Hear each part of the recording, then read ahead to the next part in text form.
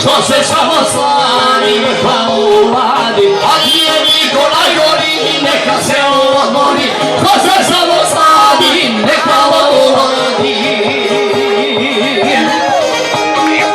Za Niku i društvo, pozdrav svima!